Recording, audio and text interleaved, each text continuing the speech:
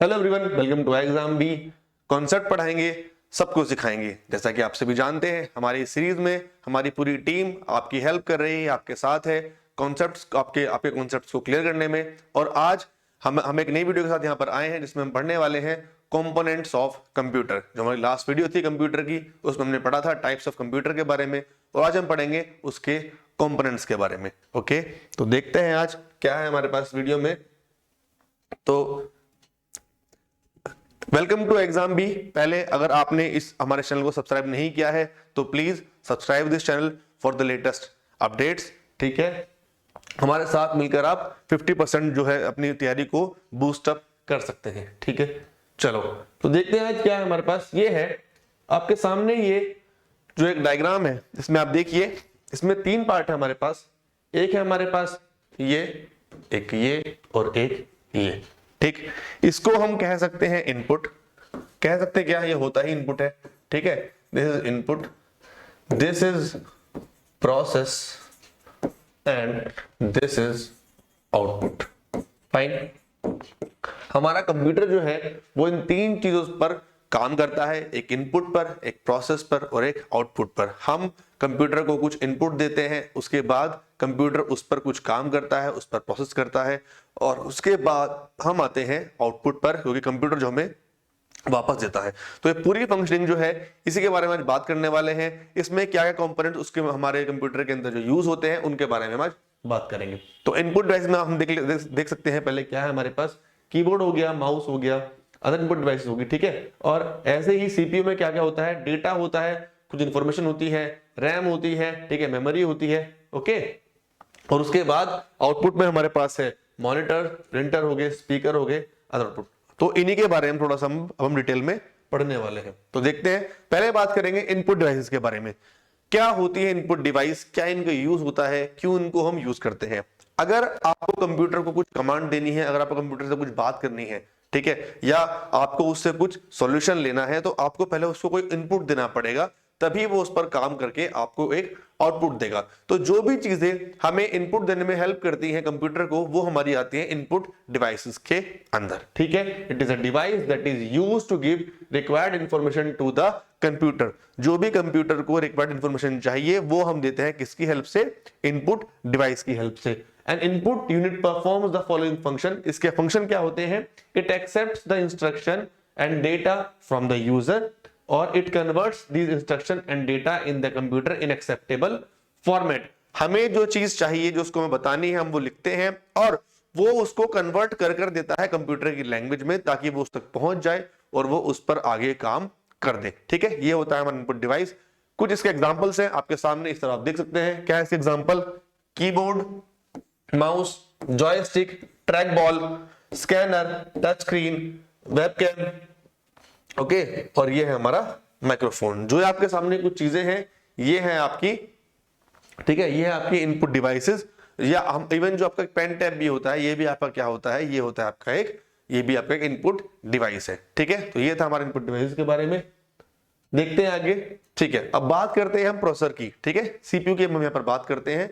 ये है हमारा सेंट्रल प्रोसेसिंग यूनिट। आप सभी को उसके बारे में पता होगा, सेंट्रल प्रोसेसिंग यूनिट क्या होती है। ये एक तरह से ब्रेन होता है कंप्यूटर का, ठीक है, जो उसको हेल्प करता है सोचने में, समझने में, चीजों को प्रोसेस करने में। ठीक है, ये होता है हमारा CPU, that is central processing unit, the component of a computer system that controls the interpretation and execution of instructions. जो भी उसको इंस्ट्रक्शन दी जा रही हैं, उनको कैसे इंटरप्रेट करना है और उनको कैसे सॉल्व करना है, उनको कैसे आगे लेकर जाना है, ये हमारा काम करता है सीपीयू। ठीक है, it consist a set of register. इसके अंदर क्या क्या होता है, रजिस्टर होते हैं इसके अंदर। अरिथमेटिक लॉजिक यूनिट होती है जिसको हम ALU भी बोलते हैं, और इसके अंदर एक होती है control unit, which together interpret and execute instructions. तो सीपीयू तीन चीजों से मिलकर बना होता है। क्या क्या है वो चीजें, एक है वो हमारी ALU, एक हो गई हमारे रजिस्टर, और एक हो गया हमारा कंट्रोल यूनिट। इन तीनों चीजों से मिलकर जो है हमारा सिस्टम जो है, सीपीयू जो है, वो पूरा काम करता है। और उसको हमने क्या बोलते हैं, it is also known as the brain of the computer. ठीक है, इसको क्या बोलेंगे, ब्रेन ऑफ द कंप्यूटर बोलेंगे। फाइन, देख नेक्स्ट बात करेंगे उसके कुछ पार्ट्स के बारे में जो हमने अभी बात की। ALU, पहले हमारे पास arithmetic logic unit ALU, arithmetic नाम से ही आप इसको समझ सकते हैं कि अरिथमेटिक क्या होता है। जहां पर भी आपकी मैथमेटिक्स की प्रॉब्लम, एडिशन, सब्ट्रैक्शन, मल्टीप्लिकेशन, ये सब जो हमें यूज करनी होती है, ये सब जो हमें चीजें सॉल्व करनी होती हैं, वो हम करते हैं अरिथमेटिक की हेल्प से। जैसे कि ALU contains the electronic circuitry that executes all arithmetic and logical operations on the available data। ठीक है, जो हमारे पास जो भी डेटा अवेलेबल है उसके ऊपर अगर हमें कोई अरिथमेटिक ऑपरेशन और या फिर कोई हमें लॉजिकल ऑपरेशन उस पर अगर करना है तो हम किसका हेल्प लेंगे? हम लेंगे ALU की हेल्प। ठीक है, ALU uses registers to hold the data that is being processed। ठीक है, that is being processed। ठीक है, ये क्या करता है? ये रजिस्टर्स की हेल्प करता है डेटा को होल्ड करने के लिए जो आपको प्रोसेस करना है। ठीक, ALUs can perform the following operations. ठीक है, ये क्या क्या काम कर सकता है? लॉजिकल ऑपरेशन, अरिथमेटिक ऑपरेशंस जैसे कि एडिशन हो गया, सब्ट्रैक्शन हो गया, मल्टीप्लिकेशन हो गया और डिवीजन हो गया। ठीक है, और लास्ट है हमारा कंपैरिजन ऑपरेशन। अगर हमें कुछ चीज कंपेयर करनी हो, ठीक है, जैसे कि हमारा इक्वल टू का साइन हो गया, ग्रेटर देन हो गया, लेस देन हो गया। ठीक है, ये सारी जो चीजें हैं, ग्रेटर देन, इक्वल टू हो गया, ये सारी चीजें जो हमें क्या करती हैं? कंपेयर करने में हेल्प करती हैं हम लोगों को। ये होती है हमारी कंपैरिजन ऑपरेशंस। और पहला था हमारा लॉजिकल ऑपरेशंस, जैसे ठीक है, जैसे कि एंड गेट हो गया, नोट गेट हो गए, और हो गया, एक्सओर हो गया। ठीक है, ये गेट्स जो होते हैं जो हमें कैलकुलेशन करने में हेल्प करते हैं, ये सारी चीजें जो है हमारी ALU काम करता है। बेसिकली यहाँ पर कहने का मतलब क्या है? जो भी आपके ऑपरेशंस हैं, ठीक है, मैथमेटिकल ऑपरेशंस जो भी होंगे, वो सारा आपका कौन देखता है? यहाँ पर ALU देखता है। ठीक है, अरिथमेटिक लॉजिक यूनिट उसको देखता है। ठीक है, नेक्स्ट बात करेंगे कंट्रोल यूनिट की। ठीक है, कंट्रोल यूनिट क्या होता है? नाम में इसका जो मतलब है वो छुपा हुआ है। क्या करता है ये? CU coordinates with the input and output devices of the computer। ये क्या करता है? जो इनपुट और आउटपुट डिवाइसेस हैं जो कंप्यूटर की, उनसे क्या करता है? कोऑर्डिनेट करता है, चीजों को कंट्रोल करता है। ठीक है, next, the basic function of the control unit is to fetch instruction stored in the main memory, identify the operations and the device involved in the accordingly generate control signal. ठीक है, क्या करता है? Instruction को fetch करता है। ठीक है, इंस्ट्रक्शन को लेता है, उसके बाद उसको मेन मेमोरी में क्या करता है? उसको स्टोर करता है वहां पर, और आइडेंटिफाई करता है ऑपरेशन को, और उसके बाद जो भी उसमें डिवाइसेस इन्वॉल्व होंगी, मतलब जो भी उसको हमें चीजें करने के लिए चाहिए, जो भी डिवाइसेस उसमें हमें हेल्पफुल रहेंगी, उन सबको क्या करता है? वो कोऑर्डिनेट करता है। ठीक है, एक सवाल गया उसके पास, एक क्वेश्चन गया उसके पास, उसने क्या किया? ये प्रॉब्लम सॉल्व करने के लिए मेरे को ये ऑपरेशन चाहिए, तो वो उसके पास जाएगा कि भाई फटाफट से आ जाओ, यहाँ पर हमारे पास एक क्वेरी आई है। तो सबको मतलब मैनेजर टाइप एक काम करता है कि हाँ ये क्वेरी आई है, इसको फटाफट से इसको हम चलो रिजॉल्व करते हैं, इसको इस पे हम काम करते हैं। तो जो भी लोग जो भी कंपोनेंट, ठीक है, उस चीज में हमें हेल्पफुल रहेंगे वो करने के लिए, उसको सॉल्व करने के लिए उस चीज को, ये उन सबको क्या करता है? कंट्रोल करता है। ये सबको उनको क्या करता है?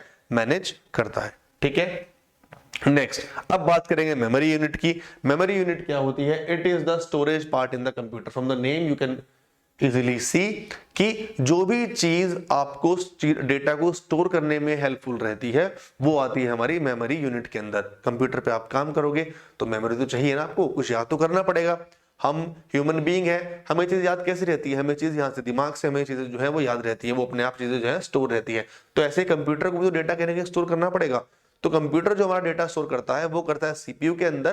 तो सीपीयू के अंदर भी कहां पर होता है? मेमोरी यूनिट के अंदर जो है डेटा हमारा स्टोर होता है। चाहे वो कैश मेमोरी हो, चाहे वो बड़ी मेमोरी हो, चाहे वो छोटी हो कुछ टाइम के लिए हो, बट सारा डेटा वो हमारा मेमोरी यूनिट के अंदर जो है हमारा वो सेव होता रहता है। ठीक है, it is storage part in the computer. Next, it is used to store the data. ठीक है, it is used to store the data information programs during processing in the computer. जब आपका कंप्यूटर प्रोसेस हो रहा होता है, वो चीजें कुछ काम कर रहा होता है, तो उस टाइम भी आपको डेटा को सेव करने की जरूरत होती है। ठीक है, तो वो भी हमारा किस में आता है? मेमोरी यूनिट के अंदर जो है हमारा वो आता है। It stores data either temporary और परमानेंट बेसिस। अब ये डिपेंड करता है कि डेटा आपको टेम्परेरी आपको उसको रखना है या फिर आपको डेटा वो हमेशा के लिए रखना है। वो डिपेंड करेगा आप पर कि आप उस डेटा को कैसे आप उसको स्टोर रखना चाह रहे हो। ठीक है, और memory use to important role in saving and retrieving data. ठीक है, और मेमोरी क्या है कि बहुत इंपॉर्टेंट रोल प्ले करती है किसके अंदर? डेटा को स्टोर करने के लिए और डेटा को रिट्रीव करने के लिए, ठीक है, डेटा को रिट्रीव करने के लिए। अंडरस्टूड? ये इसके बारे में कुछ मेमोरी को यहाँ पर इन्होंने थोड़ा सा क्लासिफाई किया हुआ है, उसको आप देख सकते हैं। यहाँ पर दो तरह की हमारे पास मेमोरी होती है, ठीक है, एक होती है हमारे पास प्राइमरी मेमोरी, एक होती है हमारे पास सेकेंडरी मेमोरी, ठीक है। प्राइमरी मेमोरी वो होती है जो इनबिल्ट होती है, जो कंप्यूटर के अंदर ही होती है। एक होती है हमारी सेकेंडरी मेमोरी, जो हम एक्स्ट्रा बाहर से कंप्यूटर के अंदर लगाते हैं, डेटा को यूज करते हैं, डेटा को यहां से वहां ट्रांसफर करने के लिए, वो होती है हमारी सेकेंडरी मेमोरी, ठीक है। सेकेंडरी मेमोरी से आप एग्जांपल समझ सकते हैं, जैसे कि आपका हो गया पेन ड्राइव्स हो गई, आपकी हार्ड डिस्क हो गई, ठीक है, कॉम्पैक्ट डिस्क हो गई, डीवीडीज हो गई, वो अलग कंप्यूटर के अंदर हमेशा नहीं रहती ना, आप बाहर जाते हो उनको खरीदते हो, ठीक है, और उसके बाद उसको क्या करते हो, उसको आप यूज करते हो कंप्यूटर के अंदर, ताकि आप डेटा को बाहर निकाल सको या फिर डेटा को आप कहीं आगे मूव कर सको, ठीक है, वो होता है सेकेंडरी मेमोरी। और एक होता है हमारे प्राइमरी मेमोरी, एक होता है रोम, एक होता है रैम, ठीक है। इनके बारे में पर पढ़ने वाले हैं कि रैम और रोम हमारी यहाँ पर क्या होती है, ठीक है। तो आई थिंक आपको यहां तक आपको चीजें क्लियर हो गई होंगी। देखते हैं आगे, ठीक है, बात करते हैं रैम की। रैम होती है हमारी प्राइमरी मेमोरी, क्या, ठीक है, रैम क्या होती है हमारी प्राइमरी मेमोरी। अभी उन्होंने बात की दो तरह की हमारे पास मेमोरी होती है, दो तरह की हमारे पास मेमोरी होती है, एक होती है प्राइमरी और एक होती है सेकेंडरी। तो रैम जो है वो हमारी प्राइमरी मेमोरी के अंदर जो है वो आती है, ठीक। रैम की full form random access memory, ठीक है, रैम की फुल फॉर्म होती है random access memory. It is a computer short term memory where the data that the processor is currently using is stored. यहां पर क्या लिखा है, शॉर्ट टर्म मेमोरी है। जब आपका कंप्यूटर ऑन रहता है, जब आपका कंप्यूटर चल रहा होता है, उस टाइम पर जो प्रोसेस करता है चीजों को, वो होती है हमारी रैम, ठीक है। तब हम यूज करते हैं रैम मेमोरी, और उसको हम क्या बोलते हैं, इसको हम वॉलेटाइल मेमोरी या फिर इसको हम टेम्पररी मेमोरी बोलते हैं। कई बार आपके एग्जाम में क्वेश्चन यहां से पुट अप हो सकते हैं, ऐसा होता है कि पूछते हैं कि वॉलेटाइल मेमोरी कौन सी होती है या फिर टेम्पररी मेमोरी कौन सी होती है, तो कई बार यहां से क्वेश्चन जो है वो आता है आपके पास, ठीक है। और इसका एक और इंपॉर्टेंट पार्ट क्या है, इट कैन बी मॉडिफाइड। इसको हम अपने अकॉर्डिंग मॉडिफाई कर सकते हैं, इसकी मेमोरी को घटा सकते हैं, बढ़ा सकते हैं, ठीक है, इट कैन बी मॉडिफाइड। और क्या होता है, it can, CPU can access it directly, CPU जो है इसको डायरेक्टली एक्सेस जो है वो कर सकता है। और ये रोम से क्या होती है, फास्टर होती है, ठीक है, रोम से क्या होती है, फास्टर होती है। बेसिकली एग्जाम में इनके डिफरेंसेस जो होते हैं आपको पता होना चाहिए। तो यहाँ पर डिफरेंस क्या आता है कि एक शॉर्ट टर्म मेमोरी होती है, आपका सिस्टम का जब काम कर रहा होता है उस टाइम पर ये आपको प्रोसेस होती है, तो ये उसका बेसिकली उससे जो है वो डिफरेंस है। अभी जब हम रोम के बारे में पढ़ेंगे तो you will get to know better कि दोनों में डिफरेंस क्या है यहाँ पर, ठीक है। यहाँ पर देखते हैं, अब बात करते हैं रोम की, that is read only memory. वहां पर क्या था, रैंडम एक्सेस मेमोरी, यहां पर है रीड ओनली मेमोरी। रैंडम का मतलब तभी वो चीज आएगी, तभी वो चीज चलेगी कुछ टाइम के लिए, और रीड का मतलब क्या है, इसको आप सिर्फ रीड कर सकते हैं, इसको आप सिर्फ देख सकते हैं आराम से दूर से बैठकर, इसको आप टच नहीं कर सकते, मतलब इसको आप एडिट भी नहीं कर सकते। It can not be modified, from the name it is very clear that it is read only memory, ठीक है। सबसे पहला डिफरेंस दोनों में ये आ गया कि रैम कैन बी मॉडिफाइड और ROM can not be modified, main difference इनके अंदर ये आ गया। बात करते हैं आगे, ROM is a non-volatile memory, which means the information is permanently stored on the chip, ठीक है। वो थी हमारी volatile memory, वो थी हमारी temporary memory, बट ये है हमारी non-volatile, ये है हमारी permanent memory। और इसमें क्या होता है, डेटा जो है वो हमारा परमानेंटली स्टोर रहता है चिप के अंदर, ठीक है। It is a non volatile memory, it can not be modified, it is pre defined. जो चीजें बोल दी है ये वही करता है, समझ गए आप, ठीक है। इसके अंदर कुछ चीजें ऐसी हैं, इट इज प्री डिफाइंड का मतलब यहां पर क्या है, इसको कुछ एक पर्टिकुलर टास्क दिया होता है, ठीक है, इसको एक पर्टिकुलर टास्क दिया होता है और ये वही टास्क करता है, it is pre defined. Suppose आपने अपना कंप्यूटर स्टार्ट किया, ठीक है, आपको अपना कंप्यूटर स्टार्ट करना है, आपने उसका पावर बटन दबाया, पावर बटन दबाने पर सिस्टम पावर ऑन करोगे तो पावर ऑन ही होगी, पावर ऑफ कभी नहीं होगी। क्या आपने कभी देखा है ऐसा कभी होते हुए? नहीं। तो वो जो काम करता है वो होता है हमारा रीड ओनली मेमोरी, कि उस प्रोग्राम के अंदर उस बटन के पीछे जो भी सिस्टम लगाया गया है, जो भी प्रोग्राम लगाए गए हैं वो प्री डिफाइंड है कि इसकी फंक्शनिंग यही होगी। आपको अगर अपना टीवी चलाना है, आप अगर 141 दबाओगे तो 141 वाला ही चैनल खुल के आता है, 133 वाला चैनल खुलकर नहीं आता। तो रोम जो है वो कहीं भी उसको हम यूज कर सकते हैं, ठीक है। तो it is a pre defined memory, ठीक, ये है। और रैम को आप अपने अकॉर्डिंग जो है आप उसको आप चेंज कर सकते हो, अपने अकॉर्डिंग जो आप उसको मॉडिफाई जो है आप कर सकते हो। तो ये था हमारा main difference between RAM and between ROM. Fine, let's see next. बात करते हैं यहां पर हम सेकेंडरी डिवाइसेस की। प्राइमरी के बारे में बात कर चुके हैं, दो तरह की होती है, रैम और रोम। सेकेंडरी के बारे में बात करते हैं, जो इनबिल्ट नहीं होती, जिनको जो हमारे पास अलग से होती है, उनको हम अलग से उसमें इंसर्ट करते हैं, अलग से उनका हम यूज करते हैं और फिर वापस से मतलब इसको हम बोल सकते हैं कि रिमूवेबल, ठीक है, एक तरह से, ठीक है, किसको रिमूव कर सकते हैं, उसको फिर लगा सकते हैं, वो होती है हमारी सेकेंडरी डिवाइसेस। देखते हैं इसके बारे में क्या है। A form of memory that has a larger storage capacity and from which data and programs are not lost when the computer is turned off। ठीक है, आप एक पेन ड्राइव लेकर आए, आपने कोई डेटा लिया, सिस्टम आपने बंद कर दिया, पेन ड्राइव पे कुछ फर्क नहीं पड़ेगा क्योंकि वो एक अलग एंटिटी है, ठीक है। अगर लाइट जाए या लाइट आए, सिस्टम आपका खराब हो जाए, आपकी पेन ड्राइव पर, आपके उस सेकेंडरी डिवाइस पर कुछ भी फर्क नहीं पड़ने वाला है। ये इसका मेन पर्पस होता है, ठीक है। Such a type of memory is called secondary memory. In secondary memory, programs and data are stored. इसमें क्या होता है, प्रोग्राम और डेटा जो है वो हमारे इसके अंदर जो है वो स्टोर होते हैं और उसको it is also called auxiliary memory. क्या बोलते हैं इसको, ऑक्सिलरी मेमोरी। तो सेकेंडरी मेमोरी को हम क्या बोलेंगे, ऑक्सिलरी मेमोरी, और एक होता है हमारा प्राइमरी मेमोरी, ठीक है।